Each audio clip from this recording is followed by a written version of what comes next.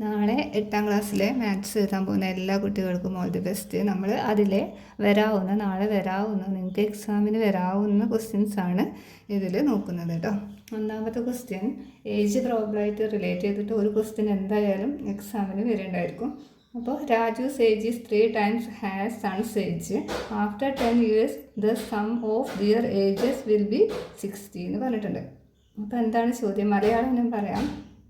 രാജുവിൻ്റെ age എന്ന് പറയുന്നത് എന്താണ്? മകൻ്റെ സണ്ണിൻ്റെ ഏജിനേക്കാൾ 3 മടങ്ങ് കൂടുതലാണ്, 3 മടങ്ങാണെന്നാണ് പറഞ്ഞിട്ടുള്ളത്.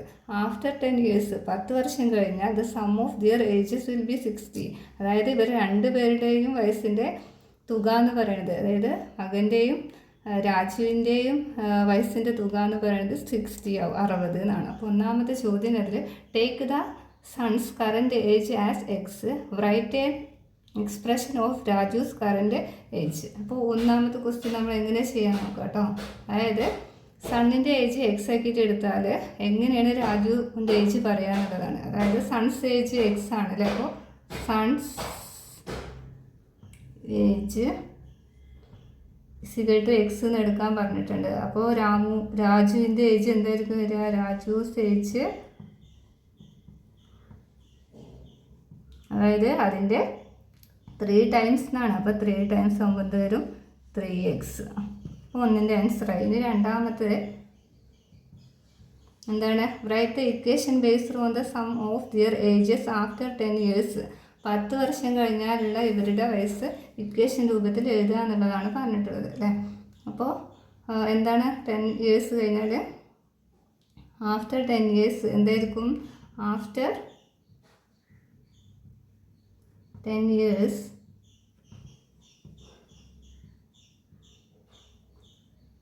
ആഫ്റ്റർ 10 years എന്തായിരിക്കും വരാം? ആഫ്റ്റർ 10 years സൺസിൻ്റെ ഏജ് എന്തായിരിക്കും വരിക? സണ്ണിൻ്റെ ഏജ് എന്ത് വരും?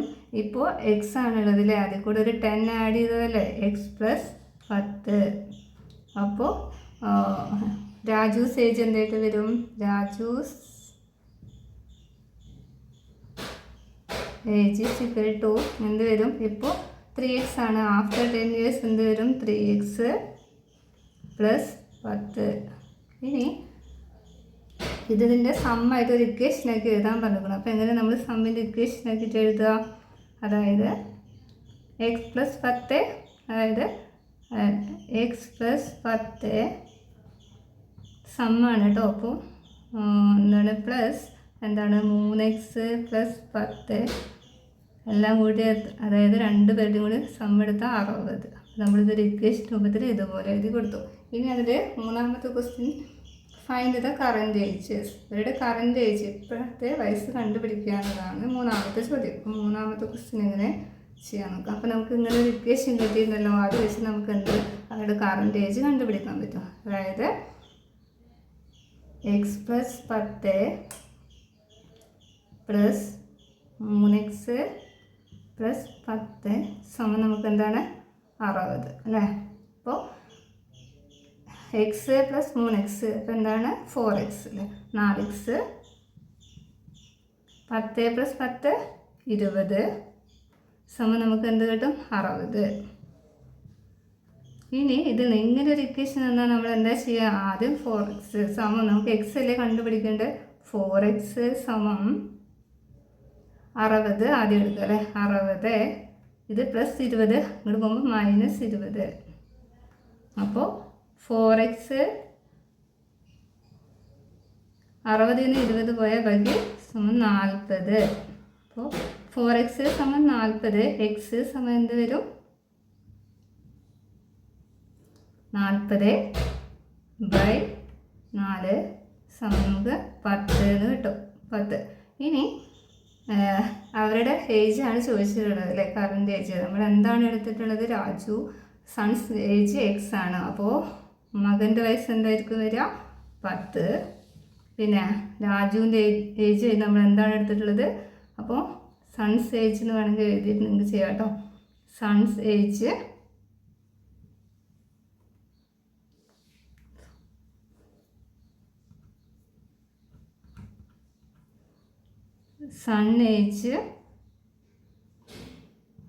സൺസ് ഏജ് വരും 10. രാജൂസ് ഏജ് എന്താ വരിക?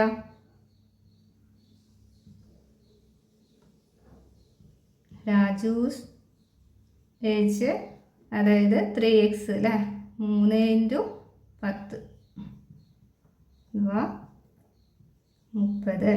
ഇനി നമുക്കിതിൻ്റെ സമ്മൊന്ന് എടുത്ത് നോക്കാം. ഒരു 10 വർഷം കഴിഞ്ഞാൽ 2 പേരുടെ വയസ്സ് കൂട്ടിയാൽ നമുക്ക് 60 കിട്ടണം. ഇപ്പോൾ രാജുവിൻ്റെ ഏജ് 30.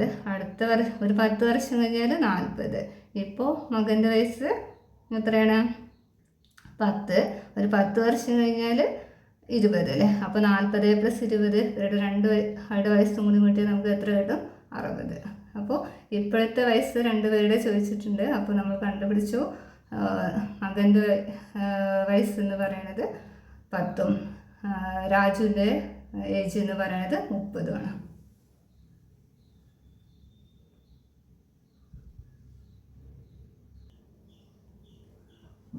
അപ്പോൾ രണ്ടാമത്തെ question, what is result of -10 + 5 അല്ലേ. അപ്പോൾ -10 + 5 എന്ന് പറഞ്ഞാൽ എന്താണ്? മൈനസും പ്ലസും വന്നാൽ എന്താ ചെയ്യുക? കുറക്കും അല്ലേ. അതായത് 2ൻ്റെ ആൻസറാണ് കേട്ടോ എഴുതാൻ പോണേ. -10 + 5. അതായത് മൈനസും പ്ലസും വന്നാൽ നമ്മൾ എന്ത് ചെയ്യും? അതിനെ ആ സംഖ്യയിൽ നിന്ന് കുറക്കണം. എന്നിട്ട് വലിയ സംഖ്യയുടെ സൈൻ എന്താണോ അതാണ് ആൻസറിൽ കൊടുക്കുക. അപ്പോൾ എന്താണ്? -5 എന്നാണ് ആൻസർ വരിക കേട്ടോ. മൂന്നാമത്തെ ചോദ്യം, if the diameter of the circle 8 cm, what is its radius? 3ൻ്റെ ആൻസർ വ്യാസം, ഡയാമീറ്റർ അഥവാ വ്യാസം 8 cm തന്നിട്ടുണ്ട്. അപ്പോൾ അതിൻ്റെ റേഡിയസ് അഥവാ ആരം കണ്ടുപിടിക്കുക എന്നല്ലേ. അപ്പോൾ 8 cm പകുതി ആയിരിക്കുമല്ലോ, ഡയാമീറ്ററിൻ്റെ പകുതിയാണ് എന്ത്? റേഡിയസ്. അപ്പോൾ എത്ര ആയിരിക്കും വരിക? 8/2 ആണ്. അപ്പോൾ നമുക്ക് എന്ത് കിട്ടും? 4 കിട്ടും. ഇനി നാലാമത്തെ ചോദ്യം, 4, if 3x = 18, find the value of X. എക്സിൻ്റെ വാല്യൂ കണ്ടുപിടിക്കാനാണ് പറഞ്ഞിട്ടത്. അല്ലേ 3x = നമുക്ക് എന്താണ്? 18. അതിൻ്റെ എക്സിൻ്റെ വാല്യൂ കാണാൻ എക്സ് സമം എന്ത് വരും? 18/3. 18 × 3 6. 6 3 18. അപ്പോൾ 6ആണ് എക്സിൻ്റെ വാല്യൂ ആയിട്ട് വരുന്നത് 6. ഇനി find the missing number in the pattern. അതായത് പാറ്റേൺ തന്നിട്ടുണ്ട്. 5 - 3 പറഞ്ഞാൽ 5ൽ നിന്ന് 3 പോയാൽ 2. 3 - 5. 5ൽ നിന്ന് 3 കുറച്ച് വലിയ സംഖ്യയുടെ സൈൻ എന്താണോ അത് ആൻസർ കൊടുത്തു. -2. അപ്പോൾ 5 - 8 എന്ന് പറഞ്ഞാൽ എന്തായിരിക്കും വരിക? 5 - 8 അല്ലേ. അപ്പോൾ 8ൽ നിന്ന് 5 കുറക്കുക. എന്നിട്ട് അപ്പോൾ 3 കിട്ടും. അപ്പോൾ 3. പിന്നെ എന്താണ് സൈൻ? എന്താണ്? മൈനസ് അല്ലേ. അതായത് വലിയ സംഖ്യയുടെ സൈൻ എന്താണ്? മൈനസ്. അതുകൊണ്ട് ആൻസറിൽ -3. അപ്പോൾ 5ൻ്റെ ആൻസർ എന്ത് വരും? -3.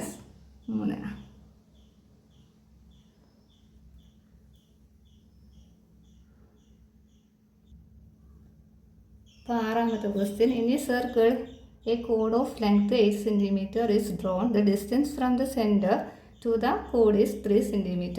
ഒരു സർക്കിൾ ഉണ്ട്. നമ്മുടെ അതിൻ്റെ റഫ് ഫിഗർ വരക്കാനാണ് പറഞ്ഞിരിക്കുന്നത് കേട്ടോ. അപ്പോൾ ഞാൻ സർക്കിൾ വരച്ചിട്ടുണ്ട്. പിന്നെ എന്താ പറഞ്ഞിട്ടുള്ളത്? ഒരു കോഡ്, അതിൻ്റെ ലെങ്ത് 8 cm എന്ന് പറഞ്ഞിട്ടുണ്ട് അല്ലേ. കോഡ് പറഞ്ഞാൽ അറിയാം, 2 സർക്കിളിൻ്റെ 2 പോയിൻ്റ് എടുത്ത് അതിലേക്ക് വരക്കണ ലൈനാണിത് കോഡ് എന്ന് പറയുന്നത്. നമുക്ക് ഏതെങ്കിലും 2 പോയിൻ്റ് എടുത്ത് അത് തമ്മിൽ യോജിപ്പിച്ചാൽ നമുക്ക് കോഡ് അഥവാ നാൺ കിട്ടും അല്ലേ. അപ്പോൾ ഇനി ഇതിൻ്റെ സെൻറ്ററിൽ നിന്ന് ഇതിൻ്റെ ലെങ്ത്ത് മൊത്തം 8 cm എന്ന് പറഞ്ഞിട്ടുണ്ട്. പിന്നെ അതിൻ്റെ സെൻറ്ററിൽ നിന്ന് ഇതിലേക്കുള്ള അകലം 3 cm എന്ന് പറഞ്ഞിട്ടുണ്ട്. അപ്പോൾ ഇത് 3 ആണ്. 3 cm. ഒരു കോഡിനെ സെൻറ്ററിൽ നിന്ന് ഒരു ലൈൻ വരച്ചാൽ അതിനെ ആ കോഡിനെ അത് പകുതി ആയിട്ട് ഡിവൈഡ് ചെയ്യുമെന്ന് നമ്മൾ പഠിച്ചിട്ടുണ്ട് അല്ലേ. അപ്പോൾ 8 cm എന്നുള്ളത് ഈ ഒരു ഭാഗത്ത് 4 ആയിട്ട് അതിനെ ഡിവൈഡ് ചെയ്യും. അപ്പോൾ ഈ ഭാഗം എത്ര വരും? ഇത് മൊത്തം 8 ആണ്. ഈ ലൈൻ മൊത്തം 8 ആണ്. അപ്പോൾ ഈ ഒരു ഭാഗം എത്ര വരിക? 4 എന്ന് വരും. അപ്പോൾ നമുക്ക് ഇതിൻ്റെ റേഡിയസ് കണ്ടുപിടിക്കാനാണ്. അപ്പോൾ നമ്മൾ റഫ് ഫിഗർ വരക്കാൻ പറഞ്ഞു. നിങ്ങൾ സർക്കിൾ വരച്ചിട്ട് ഏതെങ്കിലും 2 പോയിൻ്റ് എടുത്ത് അതിനെ യോജിപ്പിച്ച് ഒരു കോഡ് വരക്കുക. ഇനി സെൻറ്ററിൽ നിന്ന് ആ കോഡിലേക്ക് ഒരു ലൈൻ വരക്കുക. അപ്പോൾ ആ കോഡിനെ ആ സെൻറ്ററിൽ നിന്ന് ഒരു കോഡിലേക്ക് ലൈൻ വരച്ചാൽ അത് കോഡിനെ 2 ആയിട്ട് ഡിവൈഡ് ചെയ്യും. അപ്പോൾ ഇപ്പോൾ ഇവിടെ 10 ആണെങ്കിൽ ഇത് 5 5, ഇവിടെ 8 ആവുകൊണ്ട് ഇവിടെ 4 ആയിട്ട് ഡിവൈഡ് ചെയ്തു കേട്ടോ. നമുക്കിതിനെ റേഡിയസ് കാണാൻ പറഞ്ഞിട്ടുണ്ട്. അപ്പോൾ നമ്മളിതിൻ്റെ റേഡിയസ് കണ്ടുപിടിക്കാൻ വേണ്ടിയിട്ട് ഇവിടെ നിങ്ങൾ വരച്ചു. അപ്പോൾ നമുക്ക് ഇതിനൊരു പേര് കൊടുക്കുകയാണെങ്കിൽ എ ബി, ഈ എ ബിയുടെ മൊത്തം നീളം 8 ആണ്. അപ്പോൾ ഇത് സി ഡി കൊടുക്കാം അല്ലേ. നമുക്ക് ഈ സി ഡി 3 എണ്ണം ഈ ഇവിടെ ഒരു ട്രയാങ്കിൾ, ഒരു റൈറ്റ് ട്രയാങ്കിൾ കിട്ടിയിട്ടുണ്ടല്ലോ. അതായത് triangle triangle A D C അല്ലേ, ട്രയാങ്കിൾ എ ഡി സി. അതിൽ നമുക്കറിയാം ഇത് റൈറ്റ് ട്രയാങ്കിൾ ആണ്. അതുകൊണ്ട് തന്നെ നമുക്കിവിടെ എന്ത് ഇക്വേഷൻ എടുക്കാം? പൈതഗോറസ് ഇക്വേഷൻ എടുക്കാൻ പറ്റില്ല. റേഡിയസ് കണ്ടുപിടിക്കാൻ വേണ്ടിയിട്ട് ഇത് 90 ഡിഗ്രി. അപ്പോൾ ഇതിന് ഓപ്പോസിറ്റ് കിടക്കുന്നത് എന്താണ്? ഹൈപ്പോട്ടനിയസ് ആണ്. അപ്പോൾ നമുക്ക് ഹൈപ്പോട്ടനിയസ് കണ്ടു കഴിഞ്ഞാൽ നമുക്ക് ഇതിൻ്റെ എന്ത് കിട്ടും? റേഡിയസ് കാണാൻ പറ്റും അല്ലേ. അപ്പോൾ പൈതഗോറസ് ഇക്വേഷൻ ഇവിടെ എടുക്കുകയാണ്. അപ്പോൾ നമുക്ക് എന്ത് പറയാൻ പറ്റും? ഹൈപ്പോട്ടനിയസ് സ്ക്വയർ ഈസ് ഈക്വൽ ടു എന്താണ് പഠിച്ചിട്ടുള്ളത്? ബേസ് സ്ക്വയർ പ്ലസ് എന്താണ്? ഓൾട്ടിറ്റ്യൂഡ് സ്ക്വയർ ആണ് അല്ലേ. അപ്പോൾ നമുക്കിവിടെ അതിന് പകരം എ സി സ്ക്വയർ സമം നമുക്ക് എന്ത് എഴുതാം? എ ഡി സ്ക്വയർ പ്ലസ് എന്താണ്? D C square. A C square, A D എത്രയാണ്? 4 സ്ക്വയർ പ്ലസ് ഡി സി എന്താണ്? 3 സ്ക്വയർ. ഇനി എ സി സ്ക്വയർ സമം 4ൻ്റെ സ്ക്വയർ 16, 3ൻ്റെ സ്ക്വയർ 9. രണ്ടും കൂടെ ആഡ് ചെയ്യുമ്പോൾ നമുക്ക് 25 അല്ലേ. അതായത് എ സി സ്ക്വയർ സമം നമുക്ക് എന്ത് കിട്ടും? 25. അപ്പോൾ എ സിയുടെ ലെങ്ത്ത് എന്തായിട്ട് വരും? അതായത് സ്ക്വയർ മാറ്റം നമ്മൾ എന്താ ചെയ്യുക? റൂട്ടിലേക്ക് കൊടുക്കും. അപ്പോൾ റൂട്ടിലേക്ക് കൊടുത്തു. അപ്പോൾ എ സി എന്ന് പറയുന്നത്, അതായത് ഇതിൻ്റെ റേഡിയസ് എന്ന് പറയുന്നത് എത്രയാണ്? 5. അപ്പോൾ നമ്മൾ റേഡിയസ് ആണ് കാണാൻ പറഞ്ഞിരിക്കുന്നത്. റേഡിയസ് ആണ്. അതായത് ഇതിൻ്റെ ഹൈപ്പോട്ടനീസ് ഇതിൻ്റെ അതായത് സെൻറ്ററിൽ നിന്ന് വൃത്തത്തിൽ എവിടെ ടച്ച് ചെയ്താലും അതെന്താണ്? റേഡിയസ് ആണല്ലേ. അപ്പോൾ നമുക്ക് റേഡിയസ് അഥവാ ആരം കിട്ടി 5 എന്ന് കിട്ടി കേട്ടോ. അപ്പോൾ ഇനി ഇതിൽ 6ാമത്തെ ക്വസ്റ്റ്യനൊക്കെ ചെയ്ത് ഇനി അടുത്തത് ഒരു 7ാമത്തെ ക്വസ്റ്റ്യനും കൂടെ ചെയ്യാം കേട്ടോ. അപ്പോൾ 7ാമത്തെ ചോദ്യം നോക്കാം കേട്ടോ. The sides of A triangle are in the ratio 3:4:5 and it's perimeter is 36 centimetre. അതായത് ഒരു ട്രയാങ്കിളിൻ്റെ സൈഡ്സിൻ്റെ റേഷ്യോ എന്ന് പറയുന്നത്, അംശബന്ധം എന്ന് പറയുന്നത് 3:4:5 ആണ്. അതിൻ്റെ ചുറ്റളവ് 36 തന്നിട്ടുണ്ട്. Find the length of the sides of the triangle. 1ാമത്തെ ചോദ്യം അതിൻ്റെ സൈഡ്സ് കണ്ടുപിടിക്കുക എന്നുള്ളതാണ് കേട്ടോ. റേഷ്യോ തന്നിട്ട് സൈഡ് കണ്ടുപിടിക്കാൻ എന്തായാലും എക്സാമിന് ചോദ്യം ഉണ്ടായിരിക്കും. ഒന്നില്ലെങ്കിൽ ട്രയാങ്കിൾ ആവാം, അല്ലെങ്കിൽ റെക്റ്റാങ്കിളോ ഒക്കെ ആവാം കേട്ടോ. അപ്പോൾ 3 നമ്മളിങ്ങനെ ഇത് എഴുതും. ഇതിൻ്റെ റേഷ്യോ 3x അല്ലേ. എക്സ് വെച്ചിട്ടല്ലേ പറയാം. 3x, പിന്നെ 4x, 5x.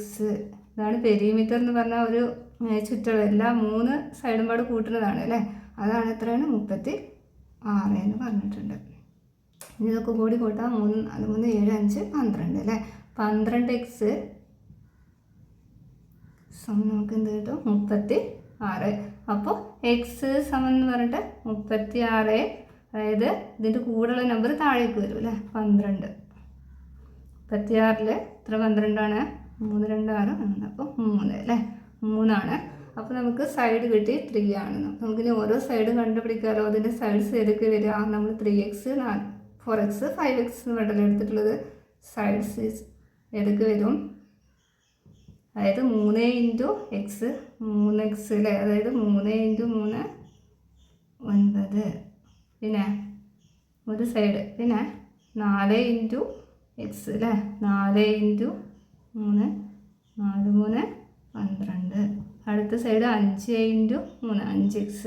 അപ്പോൾ 5 × 3 സമം കിട്ടും 15. ഇനി ഇപ്പോൾ സൈഡ്സ് എന്തൊക്കെയാണ്? 9, അതായത് 9 സെൻറ്റിമീറ്റർ അല്ലേ. 9 സെൻറ്റിമീറ്റർ. പിന്നെ 12 സെൻറ്റിമീറ്റർ. പിന്നെ എന്താണ്? 15 സെൻറ്റിമീറ്റർ. ഇതൊരു റൈറ്റ് ആംഗിൾഡ് രണ്ടാമത്തെ ചോദ്യം എന്താണ്? ഇതൊരു റൈറ്റ് ആംഗിൾഡ് ട്രയാങ്കിൾസ് ആണോ എന്നാണ് ചോദ്യം അല്ലേ. നമുക്കിത് റൈറ്റ് ആംഗിൾഡ് ട്രയാങ്കിൾ ആവണമെങ്കിൽ എങ്ങനെയാണ് റൈറ്റ് ആംഗിൾ ഉണ്ടാവുക? നമ്മൾ വരച്ചാൽ, അതായത് ഈ പെർപെൻഡിക്കുലർ സൈഡ്, അതായത് ഇതിൻ്റെ ഹൈപ്പോട്ടനിയസ് ആണ്. പിന്നെന്താണ്, ഇതിപ്പോൾ നമ്മൾ ഈ വശങ്ങൾ ഇവിടെ കൊടുക്കുകയാണെന്ന് വിചാരിക്കുക. ഈ ഒരു വശം ഞാൻ 9 കൊടുത്തു, 9 സെൻറ്റിമീറ്റർ. ഇത് 12 കൊടുത്തു, ഇത് 15. അതായത് പൈതഗോറസ് ഇക്വേഷൻ പ്രകാരം റൈറ്റ് ആംഗിൾ ട്രയാങ്കിൾ ആണെങ്കിൽ പൈതഗോറസ് ഇക്വേഷൻ എടുക്കാമല്ലേ നമുക്ക് ഇവിടെ. അതായത് hypotenuse square is equal to എന്തായിരിക്കണം? Base square plus altitude square. നമുക്ക് ഇതിൻ്റെ പേര് കൊടുക്കുകയാണെങ്കിൽ ABC, അതായത് AC സ്ക്വയർ എന്ന് പറഞ്ഞാൽ AC സ്ക്വയർ സമം, അതായത് എന്തായിരിക്കും? BC സ്ക്വയർ പ്ലസ് എന്തായിരിക്കും? AB square. Right angle triangle ആവണമെങ്കിൽ ഇതിൻ്റെ ബേസിൻ്റെ സ്ക്വയറും ഓൾട്ടിറ്റ്യൂഡിൻ്റെ സ്ക്വയറും കൂടി എടുത്ത് കൂട്ടിയാൽ നമുക്ക് എന്ത് കിട്ടണം? ഇതിൻ്റെ ഹൈപ്പോട്ടനസിൻ്റെ സ്ക്വയർ കിട്ടണം. അത് കിട്ടുന്നുണ്ടോ നോക്കാം. അങ്ങനെയാണെങ്കിൽ നമുക്ക് പറയാൻ പറ്റും ഇതൊരു right angled triangle ആണെന്നല്ലേ.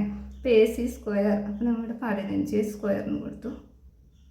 BC square, BC 9 square plus 12 അല്ലേ, 12 സ്ക്വയർ. അപ്പോൾ 15ൻ്റെ സ്ക്വയർ 225 അല്ലേ, 225. 9ൻ്റെ സ്ക്വയർ 81 പ്ലസ് 12ൻ്റെ സ്ക്വയർ 144. 144 പ്ലസ് 81 ആഡ് ചെയ്താൽ നമുക്ക് എന്തെന്നെ കിട്ടും? 225. അപ്പോൾ നമുക്ക് ഈ രണ്ട് ഭാഗത്തും എന്തെന്നെ കിട്ടണു? ഒരേ തന്നെയാണ്, അതായത് ഒരേ നമ്പർ തന്നെയാണ് കിട്ടുന്നത്. അതുകൊണ്ട് നമുക്കിത് പറയാൻ പറ്റും. അതായത് ഇതും എന്താണ്? ഈക്വലാണ്. അതുകൊണ്ട് ഇതെന്താണ്? റൈറ്റ് ആംഗിൾഡ് ട്രയാങ്കിൾ ആണ്. അപ്പോൾ ഇതെന്താണ്? ഈ പറഞ്ഞ അളവിൽ റേഷ്യോ നമ്മളൊരു ട്രയാങ്കിൾ വരച്ചാൽ, അതായത് 3:4:5 എന്നുള്ള റേഷ്യോയിലും പെരിമീറ്റർ 36 എടുത്ത് ഒരു ട്രയാങ്കിൾ ആണെങ്കിൽ അതെന്ത് ട്രയാങ്കിൾ ആയിരിക്കും? റൈറ്റ് ആംഗിൾഡ് ട്രയാങ്കിൾ ആയിരിക്കും. മട്ട ത്രികോണം ആയിരിക്കും കേട്ടോ. അപ്പോൾ 8ാമത്തെ question, right the fraction of 1/8. 1/8നെ ഭിന്നസംഖ്യ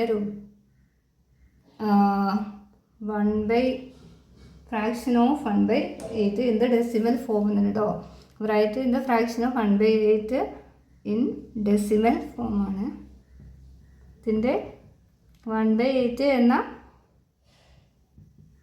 ഭിന്നസംഖ്യയെ ദശാംശ രൂപത്തിൽ എഴുതുക എന്നാണ് ചോദ്യം കേട്ടോ. അപ്പോൾ നമുക്ക് ഇതിനെങ്ങനെ എഴുതാൻ പറ്റും? നമുക്ക് ഇവിടെ 0 അല്ലെങ്കിൽ 10, 100 അങ്ങനെ ഉണ്ടെങ്കിൽ നമുക്ക് പെട്ടെന്ന് ചെയ്യാൻ പറ്റില്ല. പക്ഷെ ഇവിടെ ഉണ്ടോ? ഇല്ലല്ലോ. അപ്പോൾ നമ്മൾ 8നെ ഏതെങ്കിലും നമ്പറുമായിട്ട് ഗുണിച്ച് നമുക്ക് 10 കിട്ടുമോ? ഇല്ലല്ലോ. അപ്പോൾ നമുക്ക് ഇതിനെ പെട്ടെന്ന് കണ്ടുപിടിക്കാനൊരു വഴിയുണ്ട്, അത് പറഞ്ഞുതരാം. 8, 2, 4, 2, 2, 2, 1 അല്ലേ. ഇത് പെട്ടെന്ന് എല്ലാവർക്കും അറിയാം 125. അറിയാത്ത വല്ല കുട്ടികളുണ്ടെങ്കിൽ ഇങ്ങനെ ചെയ്താൽ പെട്ടെന്ന് കണ്ടുപിടിക്കാൻ പറ്റും കേട്ടോ. ഇൻറ്റു, അതായത് 3, 2 വന്നു അല്ലേ. നമ്മൾ പകരം എന്ത് ചെയ്യുക? 3, 5 വെച്ചിട്ട്, അതായത് 3 പ്രാവശ്യം 5നെ ഗുണിക്കുക. അതായത് ഇവിടെ എന്തെടുത്താൽ മതി? 5 × 5 × 5. അതായത് ഇവിടെ 5 ആണ് വന്നെങ്കിൽ നമ്മൾ 2 എടുക്കും. 2 വന്നോണ്ട് നമ്മൾ ഇവിടെ എന്തെടുക്കണം? 5. 5 × 5 25. 25 × 5 125. അപ്പോൾ നമുക്ക് കിട്ടും 1 × 100 1 × 125 ബൈ 8 × 125. അപ്പം 1 × 125 125. 125 × 8 1000 അല്ലേ. 125ന് 8 ഇൻറ്റു ചെയ്ത് നമുക്ക് എന്ത് കിട്ടും? 1000. നമുക്കിതിനെ മാറ്റി എഴുതുമ്പോൾ 3 0 വന്നല്ലേ. അപ്പോൾ 3 സ്ഥാനം ഇവിടെ നീക്കണം. നമ്മൾ 125 അതുപോലെ എഴുതി 1 2 3. ഇവിടെ പോയിൻ്റ് ഇട്ടിട്ട് 0. അപ്പോൾ ഇതാണ് ഇതിൻ്റെ 1/8നെ എന്ന ഫ്രാക്ഷനെ നമ്മൾ ഡെസിമൽ ഫോമിലേക്ക് എഴുതുകയാണെങ്കിൽ കേട്ടോ. അപ്പോൾ എല്ലാവരും നന്നായിട്ട് ഈ ക്വസ്റ്റ്യനൊക്കെ ചെയ്ത് പഠിക്കുക കേട്ടോ. ഇത് വരാവുന്ന ക്വസ്റ്റ്യനാണ്, ഇതിലെല്ലാം ഉൾപ്പെടുത്താൻ പറ്റിയിട്ടില്ല. അപ്പോൾ പറ്റുന്ന ചോദ്യങ്ങളൊക്കെ ചെയ്തിട്ടുണ്ട്. അപ്പോൾ എല്ലാവർക്കും നാളത്തെ എക്സാം നല്ലതാവട്ടെ. നന്നായിട്ട് പഠിക്കുക കേട്ടോ. അപ്പോൾ നിങ്ങൾക്ക് കണ്ടിട്ട് ഈ ക്ലാസ് കണ്ടിട്ട് നിങ്ങൾക്ക് മനസ്സിലാവുകയാണെങ്കിൽ നിങ്ങൾ ഫ്രണ്ട്സിനൊക്കെ ഒന്ന് ഷെയർ ചെയ്ത് കൊടുക്കുക കേട്ടോ. പിന്നെ ചാനൽ ഒന്ന് സബ്സ്ക്രൈബ് ചെയ്യാം. Thank you.